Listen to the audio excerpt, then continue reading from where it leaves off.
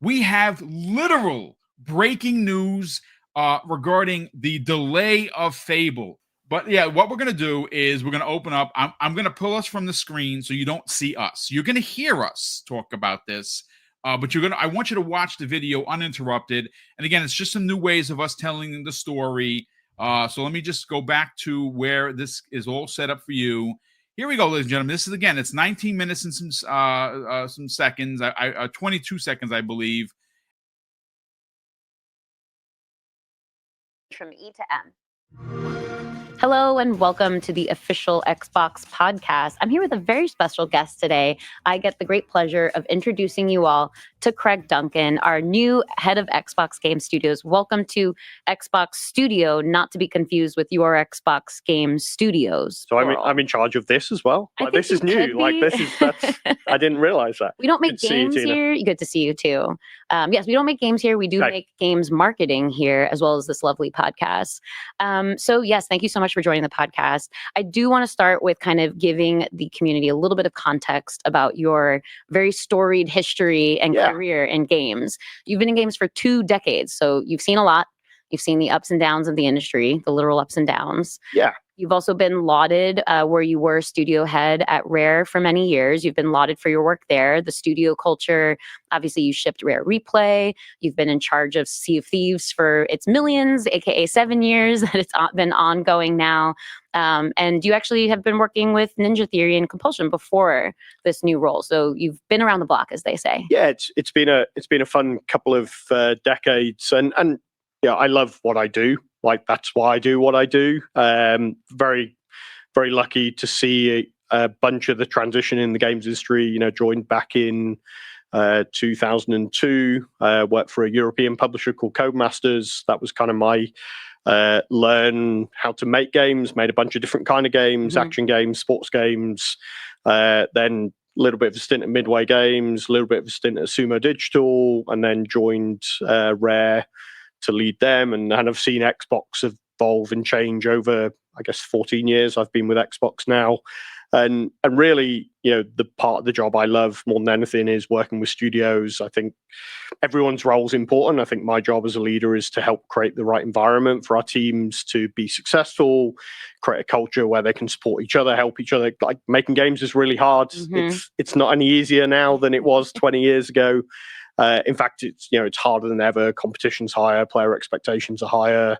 So I think my job's about creating the culture and supporting our leaders, supporting our teams to do the very best work they can.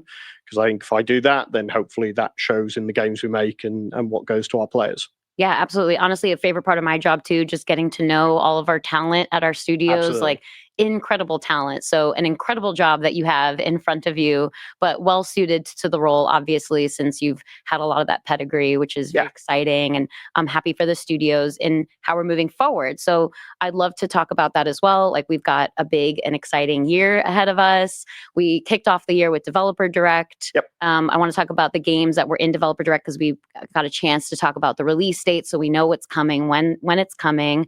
But we also just released Avowed, Obsidian's latest game. So I've been spending the weekend playing that myself. How about you? Yeah, I mean, I again, the lucky part of this job, spent time with all the teams, spent a bunch of time with the Obsidian team.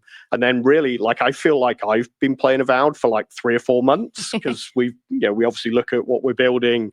But, just seeing the reaction of players, seeing the reviews, seeing just people share the same love for the Obsidian team have put so much passion, Carrie, Fergus, all of the team, so much passion into the game.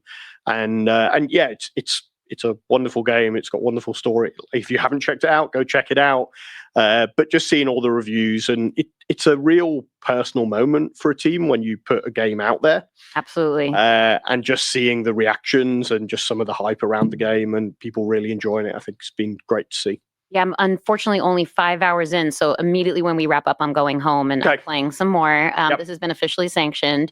But even 5 hours in, there's so much depth and richness. Yeah. And we've had the pleasure of having Carrie Patel, game director, out on the podcast before. She's been on extended with me, so I've gotten to talk to her quite a bit. I love Carrie. Shout out to Carrie. Yeah, absolutely. And just Obsidian's like, play the game your way. Yes. And just like Avowed, sure, it's a game you can play in through the story and through the side quest, but there's actually quite a lot of the way you load out with your character that you can really play the game in very, very different ways, and I love that. It's both the gameplay, but then it's also the exploration, which is really cool. I was just at DICE, and a bunch of my journalist friends were telling me like, "Oh my God, the verticality!" And it's like, yes, we've been basically talking about the verticality in the podcast with Carrie, and there is so much to do, and there is that sense of I see that thing in the distance, and I want to go engage with that thing, and there's something in that environment for you to do. And that's like my kind of game, and been seeing a lot of good reviews out there. So. Yeah, and just the story and the setting, and so I super happy for Obsidian and world-class storytellers. I'm loving Kai so far. He's like scratching my like New Yorker sarcasm itch. So it's personality-wise, we're a good fit. Good, I love that. Well, we also had a bunch of other games showcased in Developer Direct this year. First off, I just have to say I absolutely love working on that show. It's both because we get to like really embed with the studios, like at their studio. So all of the audience gets to see what is the studio environment and like what is the culture, how are people working together. And it's just such a beautiful storytelling format, I think. I love the format, and I think you said it well earlier, just putting our talent, like we have so much talent across our studios, and just the more you put them, I always feel a little bit of a shill when I come and do this thing. It's like you don't really want to hear from me talking about our games, you want to hear from our team members, and Developer Direct is just a really great setting for them to talk about the games and the passion. And like South of Midnight was on there, which is obviously a team I've worked super closely with, and hearing them tell the story and the inspiration, and it's a great format. Yeah, I love the Compulsion team. This is actually their third ever game, which is pretty incredible. They have a very unique style. If the community out there has played their previous two games as well, people were really celebrating the storytelling, the performances, and there's so much heart in that game. And I love to see like people enjoying that when they've seen the and again, very, very lucky. I've been playing it a lot. The creatures, the storytelling, the Southern Gothic, like there's no game I can think of that's been in a setting that they've realized, and it's beautiful. The art's beautiful. Like I say, the storytelling, the creatures, the audio, the music too. Yes, especially the music. You always, in every game, the music is definitely matching the tone, like, the ambiance. Are you in a boss fight, or are you just in an environmental kind of a more peaceful setting? But the way that the music's like literally speaking to the bosses. It's the storytelling. It's their theme song. Exactly. I thought it was incredible. So clever. Yeah. So I was really happy to have that in our show. That one's coming out April 8th. We announced in Developer Direct. Fun fact, actually, before we talk about the other games, is art director Whitney Clayton, who opened the segment for South of Midnight, she actually designed their whole studios too, the studio space itself, and it is gorgeous. I joked with Guillaume, I want to steal her over and help design our office. He said absolutely not, so that's not happening. See, I went for a different thing. I'm like, hey, I can just be based in here, because it just feels so creative, and it's back to that. You want to be surrounded by the things that inspire you. So you feel the creativity when you're there. Absolutely. I very much love their space, and that's the beauty of Developer Direct. You get to see some of that in the environmental storytelling that we do in the show.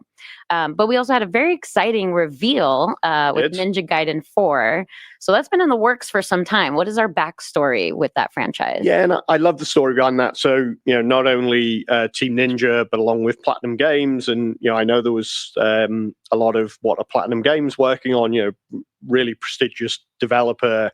Ninja Gaiden, I mean, it's a franchise that started on arcade and then, home computers, and I think the original Nintendo, there was a Ninja Gaiden version, if my memory serves me correctly. But it's also a franchise that's been synonymous with Xbox over the years in multiple generations. So just to bring a, super up-to-date, highly polished, just seeing just the pace of combat, the excitement, the boss battle, like it's got so much. And I think fans are going to be blown away by the game. They're going to enjoy it. I actually love the shadow drop of Ninja Gaiden 2 as well. Little bonus surprise, yes. Yeah, and just, the fact that we get to have those kind of surprises in the shows, and people can go play it immediately on Game Pass is really great, and look forward to Ninja Gaiden 4 later this year. Exactly. It's such a good way to kind of set it back up and scratch that nostalgia itch, and then remind the community about like the great prowess. And it's been a while since the last one. So, yes, exactly. Putting it back on people's radars and what was great about the franchise. But the publishing team really excited about it. Everything we've seen, like we think the game's shaping up really well. So we have so much love for Ninja Gaiden internally. The producer on my team that took on that particular segment and flew to Japan and worked with the studio used to, back in the day, work for IGN. 10 years ago, was begging for the return of Ninja Gaiden. Nice. So it's very special for a lot of us internally at Xbox to be kind of bringing this out into the world with those teams and get the community as excited as we are. Yeah, it's a great franchise. Really special. Yes, absolutely. Well, we also had third-party friends show up with a new studio, Sandfall Interactive. This is their first game that they're ever shipping together as a team, and it's Expedition 33. It looks gorgeous. I'm excited to play this one. Like it, and again, this is the bit where it's not part of my job, but it was the game in the show that I'm like, hey, I really like it. You know, JRPG plus unique setting plus new IP. I'm really excited to play. I think I've seen as much as anyone else has seen, but the only also, one you can say that with. Absolutely. But what I love about Developer Direct again is it's showcasing a new studio, a new IP, and I love that we can do that on the biggest stage and show that to the world. So. Yeah, and that team is really wonderful. I got to spend time with them working on their segment together.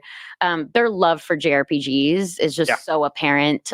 They were so embedded in their segment. It was like such a pleasure to work with them and help them tell their story. Incredible. Yes, absolutely. They really have their own like unique positioning on it and like really making it their own. It's very fun to learn from the behind the scenes, like just how much they're putting into this game. And we announced it's coming out April 24th. So that's yet another one to make for a busy year. And there was one other game in Developer Direct, of course, our big closer, our summer blockbuster, if you will, for Doom: The Dark Ages, announced for May 15th. So very exciting to have that one close out the show. Yeah, and again, super excited for the game, the team, and just it's an amazing franchise, very storied franchise, Doom, and again, I don't want to speak for them, but I think it's going to be an amazing version of Doom, very different. But just it feels that way to me too. And super cool. Speaking of it being a storied franchise, they did such a good job, both Hugo and Marty, just kind of drawing back on like the previous Dooms, the role that you played, and then what that is compared to Dark Ages and that kind of like, big mecha, like gobsmacking chaos that you're going to be finding yourself in. So definitely that big summer blockbuster vibe for a May 15th release date. We did also previously announce that Doom was going to be coming to other platforms. Yeah.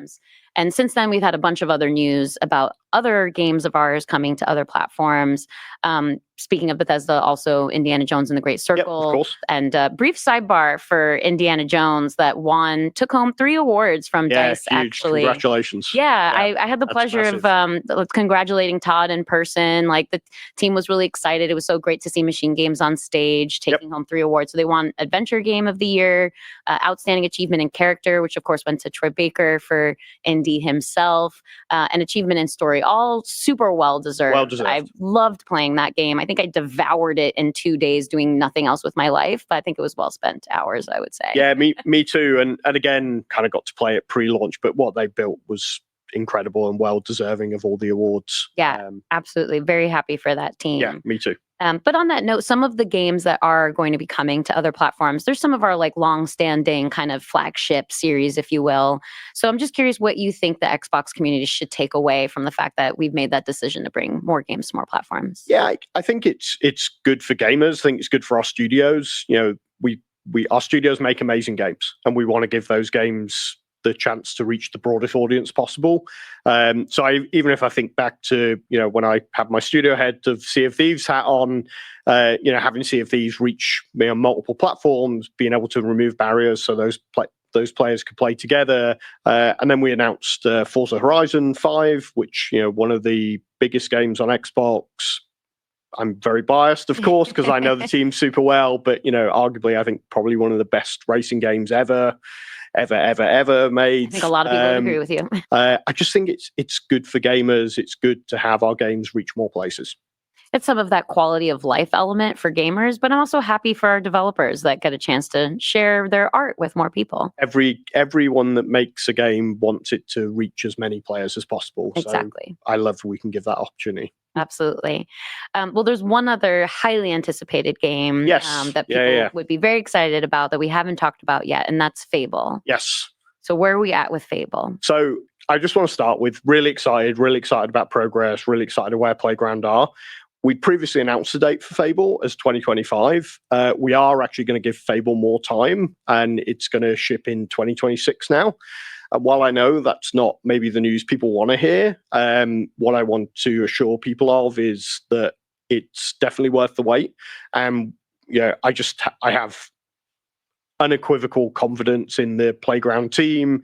If you think about their history and legacy for Forza Horizon, last 2 games critically acclaimed, 92 Metacritic, award-winning, beautiful, played great, and just what they're bringing to Fable as a franchise. Just think of the visuals of what you expect of Playground games, plus amazing gameplay, British humor, Playground's version of Albion, so inspired by what's gone before with the franchise, but their take in quite frankly the most beautifully realized version of Albion you've ever seen. So really excited about the plans and really excited about the future, and I want the community to understand that we do these things for the best of the games and the teams, and ultimately that results in the best games or the best game for the community. And I think from your visit, you actually managed to bring over some footage for us to see some of those beautiful visuals as well. Yeah, so I think we're going to show some of the footage. This isn't a trailer or anything. We felt as we were going to talk about the game, it was important to show some of the things. Yeah, we get to see some of these scenes, like kind of both just walking through environments where inevitably there'll be some combat, some city walking scenes, just really seeing how the beautiful variety in environments that are in the game. Yeah, and I've played some aspects of it that are in the city-based, and again, I'm trying to be very careful that I don't spoil anything. Ralph and the team won't forgive me if I spoil something, but I played some of the city elements, I played some of the quests, I played some of the combat, I played a boss battle, I've used magic. Like it felt amazing. And I had a great time. And again, I remember the originals. This scene, I've played that in gameplay. I'm not going to spoil the backstory of what's going on. But as you can see, genuinely beautiful. Plays even just great, seeing like the cinematics and then cutting to the actual fight over here, it's gorgeous. You can barely tell the difference, which is such a seamless transition. Yeah, it's very real. Everything you're seeing here is very playable. I've seen a bunch more than that. I'm very excited.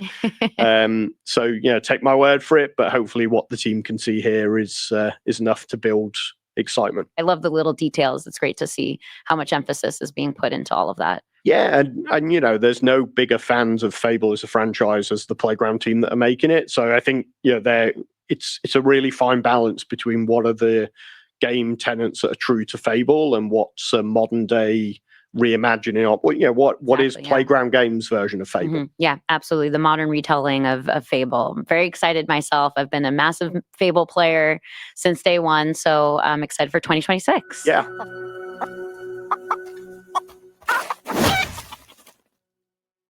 All right, well, that's all the news that we have for this particular episode and for what's coming up for the rest of the year. But before we send you back off to go hang out with other studios and see all of their games and tell me about all the things that you're seeing there, I would just love to know, what are you playing? What are you looking forward to the rest of the year? Maybe something non-Xbox Studios. Yeah, it's kind of tricky because this job is full on, as you would imagine. And so I spend a lot of time. So obviously, I'm over in Redmond this week. I've got a Steam Deck that's full of XGS games. So I spend a lot of our time playing our own games. We've got a bunch of stuff we haven't announced. So obviously, I spend a bunch of time with that. I think, as we've talked about earlier, I think Expedition 33, I think is something I'm looking forward to playing. Was cool to see the Switch 2 announcement. So always curious and excited about what Nintendo do. So I think that will be cool. But yeah, just we have lots going on. So I try and spend as much time as I can playing our own games. So we'll call it research. Yeah, Yeah, it's fun research. It is fun research. That's me playing Avowed later. That's the best part of the Continuing job. my journey. Yes, exactly. Well, thank you so much for coming by. I hope we have you again here at Xbox Studio, not to be confused with Xbox Game Studios, which That are is confusing. many locations. We are but one location here in Redmond as well. Yeah, we're looking forward to seeing more the rest of the year. And I hope everyone else at home watching is similarly excited. And we'll see you at the next show. Well, there you go, ladies and gentlemen. Let's get into it because there is a lot to get into. This is big breaking news. I want to welcome in over 700 people watching live. I saw somebody in the chat said, Boom looks different. One, my mohawk isn't fixed. Two, I got an old man beard where you can see my grays. And I'm in the midst of cleaning my house. So it's been a bit of a morning, but here we are. And let's get it started. Jamie Moran, this was a fantastic near 20-minute segment with Craig Duncan and Tina Amini.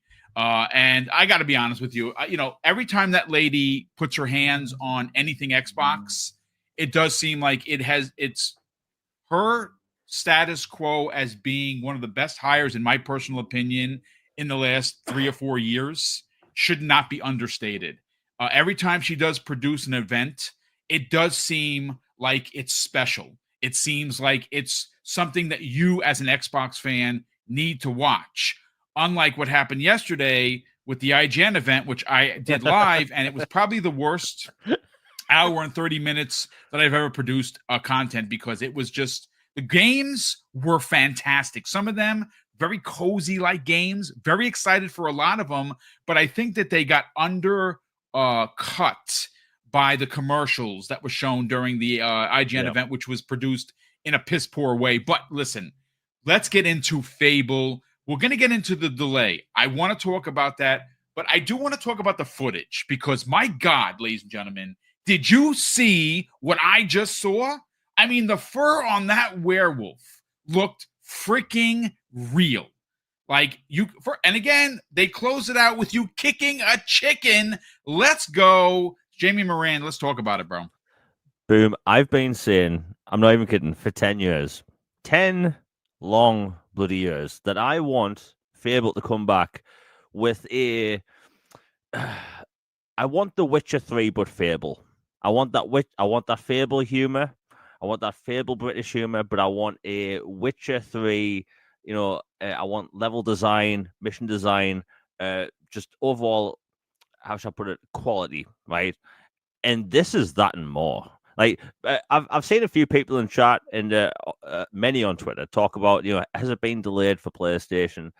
Let me tell you, this is this team's first RPG. They've made games where you play as a car for a decade, right?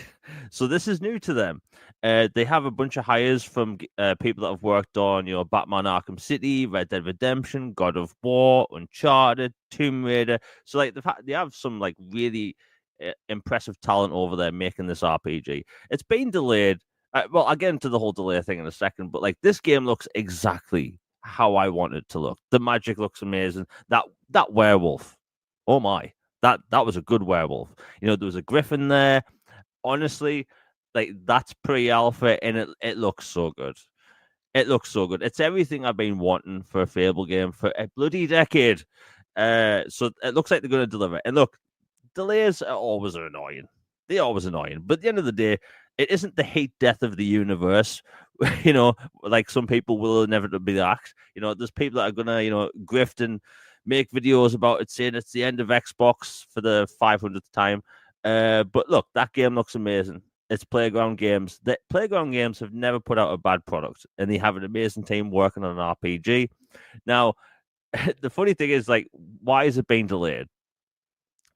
It's because I've talked about this many times. I cover games coming to Xbox every single month. I have a database of games coming to Xbox, and there's a very noticeable trend. And we've seen this at the PlayStation State of Play. We've seen this at the IGN thing yesterday. Everyone is keep listing their games as 2025. They are scared of GTA. Don't get me wrong. When GTA 6 comes out, I'm going to put 25 hours into the story mode and move on to something else. Right? That's the reality of the situation. So I'm going to be playing tons of games later this year. But for the broad spectrum of things. A lot of publishers, like I've spoke to people that work for Ubisoft, Warner Brothers.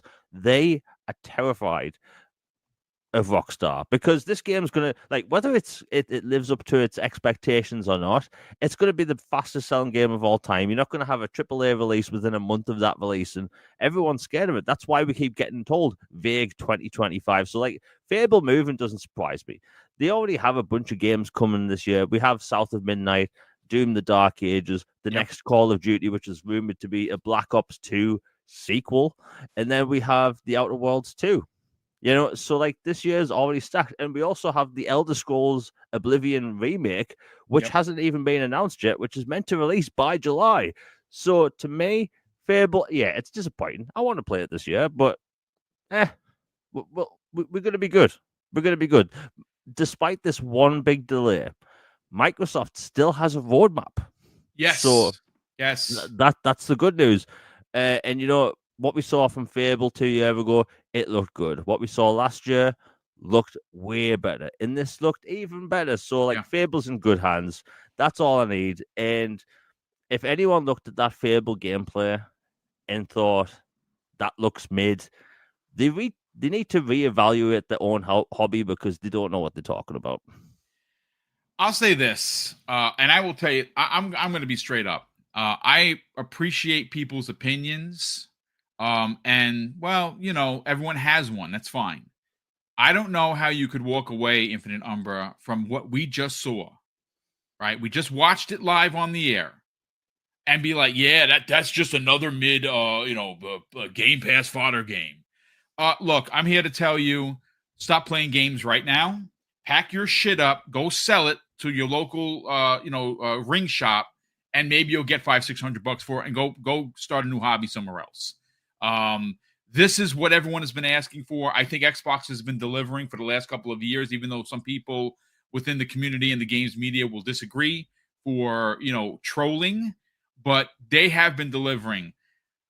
Umbra, I want to hear both sides of the coin. I want to hear what your thoughts are on the gameplay we just saw. And that, again, I didn't expect to see that. And I think we got enough to say, this is a banger. This is a banger, ladies and gentlemen. And your thoughts on the delay, because I see a lot of people in the chat doing the hashtag let them cook. Well, on the gameplay side, I'm still amazed by the visuals. Like, it's really beautiful. You know what I mean? And I would say, like, it's still amazing me how it looks that good and not being using the Unreal Engine. That is the Forza Tech engine that they're using, dude. Highly impressed that looks that good.